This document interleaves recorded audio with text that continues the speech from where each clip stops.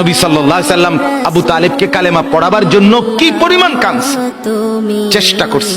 শেষ মুহূর্তে বলছে, চাচা চাচা কালেমাটা পড়েন না। চাচা বলছে, না, মানুষের কাছে বেইজ্জতি হব, পড়বো না, মানুষ লজ্জা দিবে। আল্লাহ নবী সাল্লাল্লাহু আলাইহি সাল্লাম বলছে, কানে কানে বলেন, আমি কাউকে শোনাবো না, আমি শুধু হাসরের মাঠে বলবো, মৃত্যু পর্যন্ত চাচা ওয়াদা দিলাম জগৎবাসীকে শোনাবো না আপনি ঈমান আনছিলেন। কানে কানে কোন। আবু তালেব বলছে, না, কানে কানেও বলবো।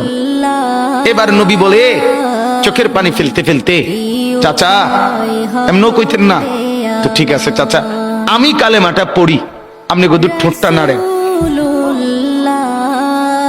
আপনি শুধু ঠোঁটটা নাড়বেন, আমি হাসরের দিন বলবো, মাওলা আমার চাচা কালেমা পড়ছিল এজন্য ঠোঁট নাড়ছে, এর সুযোগ দেন। চাচা বলছে, না না না, আমি ঠোঁটও নাড়বো না। আল্লাহ নবী তখন অঝরে কাঁদতেছিলেন আর চোখের পানি ফেলে বললেন, চাচা আপনি জাহান্নামের আগুনে জ্বলবেন, আমি সইব কেমন? আবু তালেব নাফরমান তখন কি বলছে জানেন? আন্নারু খায়রুম মিনাল আর। মুহাম্মদ, মানুষের কাছে লজ্জা পাওয়ার চাইতে আগুনে জ্বলা অনেক ভালো। বাপ, নিজেদের জিন্দেগিতে একবার ভাইবা দেখেন, আমিও ভাবি আপনিও ভাবেন, এমন আচরণ আমার মধ্যে আছে কিনা।